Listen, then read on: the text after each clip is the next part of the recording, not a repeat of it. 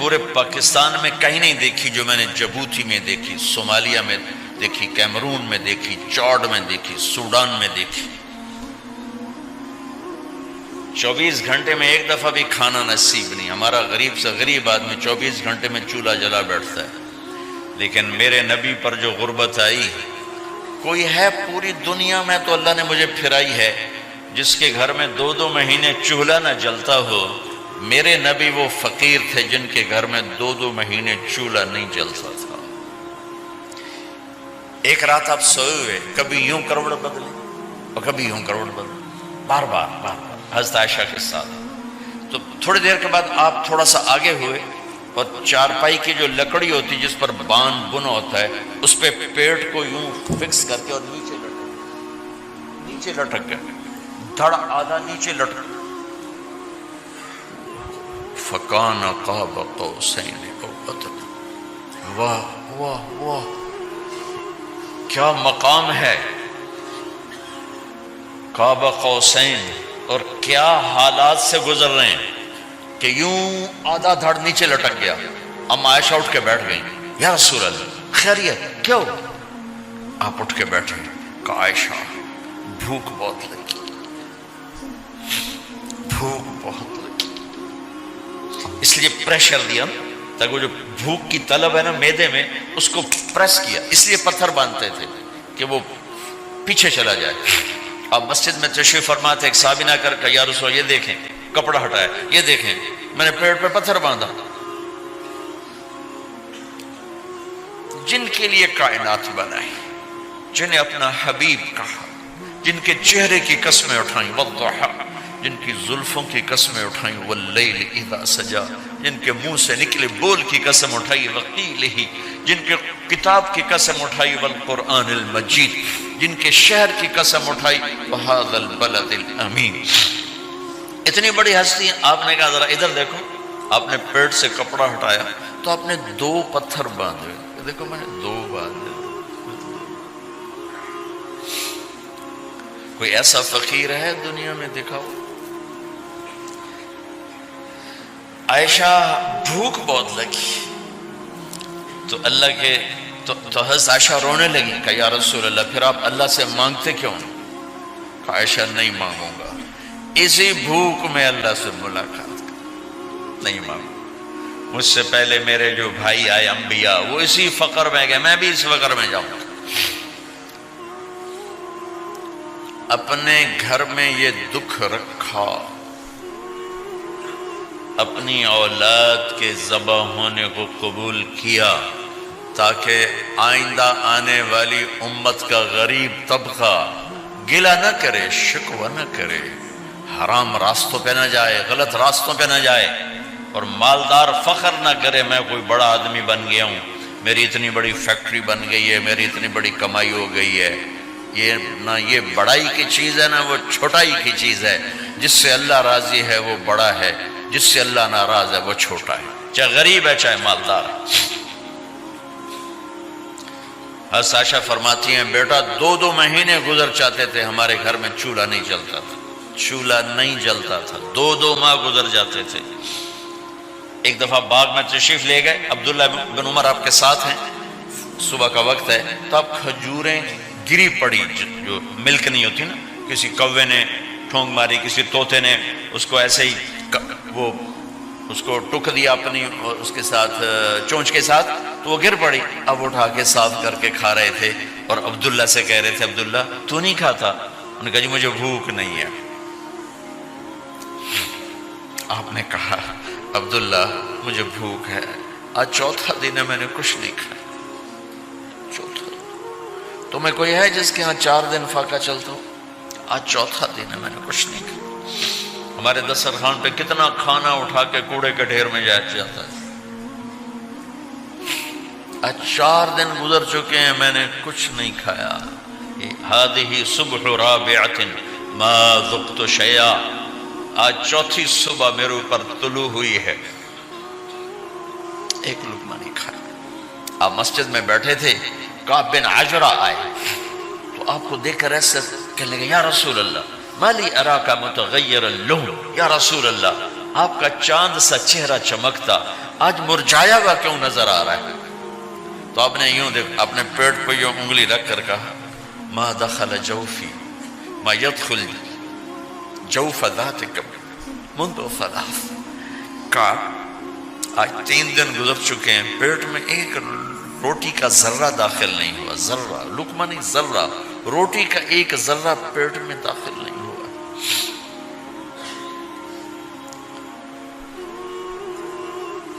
اور اتنی بڑی رسالت، اتنی بڑی نبوت،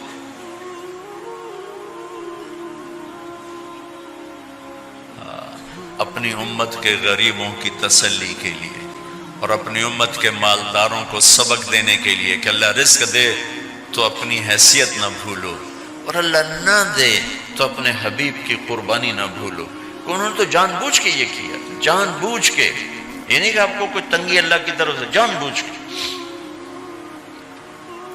اور سارے گھر کا یہ حال ہے۔ حضرت فاطمہ رضی اللہ تعالیٰ عنہ سے ملنے گئے، کہا بیٹے میں اندر آ جاؤں، میرے ساتھ عمران بھی ہیں، ایک صحابی تھے عرب سردار، میرے ساتھ عمران بھی ہیں۔ کہا ابا جان میرے گھر میں اتنی چادر نہیں کہ اپنے آپ کو چھپا سکوں، پردہ کرنے کے لیے میرے پاس چادر کوئی نہیں، تو آپ نے اپنی چادر اندر دے دی، کہا اس سے پردہ کر لو، تو لپیٹ لی۔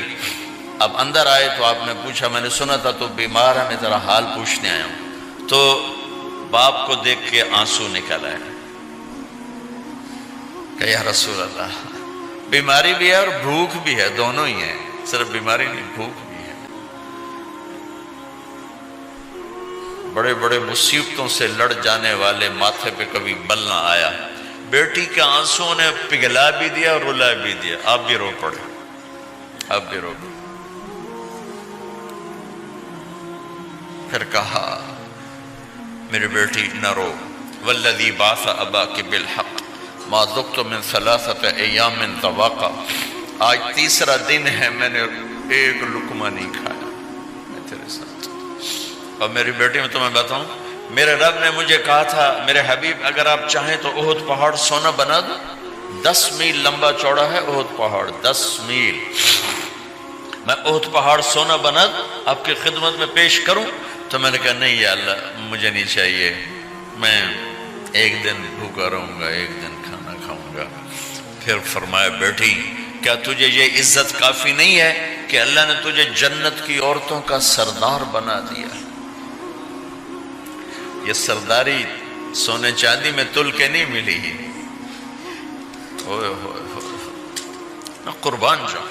بھائیو اب سب ماشاءاللہ نوجوان نظر آ رہے ہو، تھوڑا وقت نکال کے اگر آپ پڑھے ہوئے ہو اپنے نبی کی زندگی پڑھا کرو، اپنے نبی کی زندگی پڑھا کرو، بڑا ایمان بھی بنے گا، حوصلہ بھی ملے۔ آپ حسن حسین کو کہتے تھے میری آنکھوں کی ٹھنڈک، میرے جگر کے ٹکڑے، میرے سینے کی ٹھنڈک، میرے لاڈلے، جنت کے چاند، جنت کے سردار، میرے 2 پھول، یہ سارے الفاظ حسن حسین کے لیے ہیں۔ اور ان کے بھوک کی وجہ سے رونے کی آواز سنتے تھے اور تڑپتے تھے، لیکن روٹی نہیں مانگی ان کے لیے، روٹی نہیں مانگی، کہ اپنی امت کے غریبوں کو تسلی دینی تھی کہ اگر میں فقیر بن کے جا رہا ہوں تو تمہارے اوپر بھی امتحان ہے، چند دن برداشت کرو۔ آپ نے فرمایا سب سے پہلے میں جنت میں داخل ہوں گا، سارے نبیوں پر جنت حرام ہے جب تک میں نہ چلا جاؤں، اور ساری امتوں پر جنت حرام ہے جب تک میری امت نہ چلی جائے، سب سے پہلے میں جنت میں داخل ہوں گا۔ وما یا فقراء المؤمنین، اور میرے ساتھ میری امت کے غریب لوگوں، میرے ساتھ میری امت کے غریب لوگ میرے ساتھ پہلے داخل ہوں گے۔ حضرت فاطمہ کے گھر میں فاقہ حد سے بڑھ گیا تو حضرت علی نے فرمایا کہ جاؤ اللہ کے نبی سے کچھ تو مانگ کے آؤ، کچھ تو پیٹ میں جائے۔ زندگی میں کبھی ایسا موقع نہیں آیا، یہ ایک دفعہ اتنا فاقہ آیا کہ حضرت علی جیسی ہستی نے بھی کہا جاؤ، تو آپ تشریف لائیں اور دروازے پہ دستک دی تو اتنا پیار تھا۔ جب حضرت فاطمہ گھر میں داخل ہوتی، اللہ نے ہمیں اولاد کے ساتھ کیا سلوک کرنا ہے، اللہ نے ہمیں اپنے نبی سے یہ بھی سکھایا۔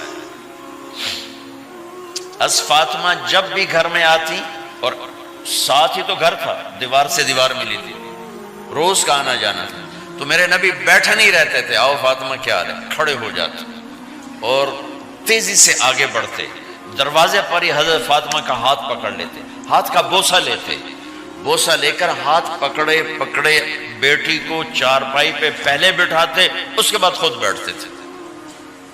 اکرموا اولادکم، میرے نبی نے کہا اولاد کو عزت دو، پھر وہ تمہیں عزت دیں گے۔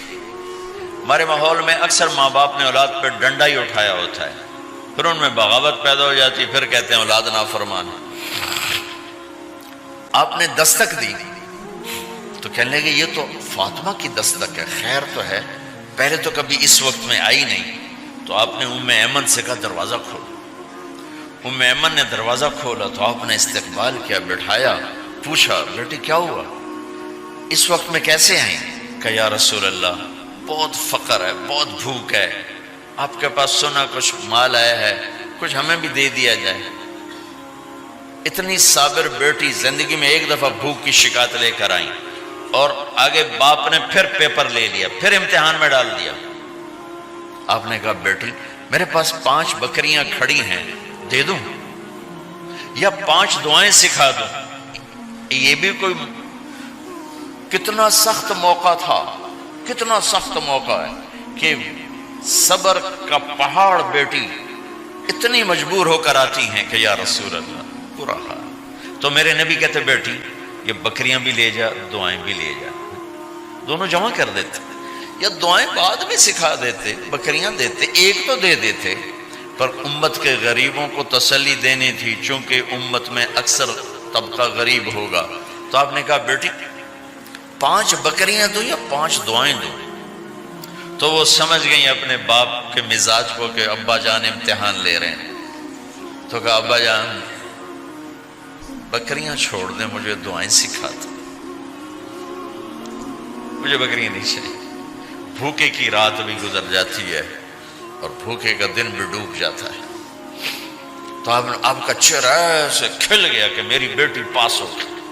کہا بیٹی آپ تم دعا میں یہ کہا کرو یا اول الاولین یا آخر الاخرین یا ذا القوة المتین یا راحم المساکین یا ارحم الراحمین، یہ تیرے لیے 5 بکریوں سے اعلیٰ چیز۔ اب گھر واپس گئیں خالی ہاتھ۔ حضرت علی نے فرمایا تو کچھ بھی نہیں لائی؟ کہا نہیں لائی ہوں، بہت کچھ لائی ہوں۔ کہا کیا؟ کہا میں دنیا لینے گئی تھی، آخرت لے کے آ گئی۔ ذہبت للدنیا وجئت بالآخرہ۔ تو حضرت علی نے فرمایا تیرا آج کا دن سب سے اعلیٰ دن، خیر ایام کی حال۔ داماد کا امتحان لے لیا، حضرت علی کو بلا لیا، علی 5000 بکریاں دوں کہ 5 دعائیں دوں؟ اس وہاں تو 5 بکریاں، اب 5000 کر دیں۔ علی 5000 بکریاں لیتے ہو یا 5 دعائیں لیتے؟ تو وہ سمجھ گئے کہ آج میرا محبوب مجھ سے امتحان لے رہا ہے کہ علی کتنا کو مضبوط ہے اپنے ایمان میں۔ اور واقعے میں نے بتا دی کیا گزر رہے ہیں۔ آدمی اپنی بھوک سہ لیتا ہے، اولاد کا رونا برداشت نہیں ہوتا ہے۔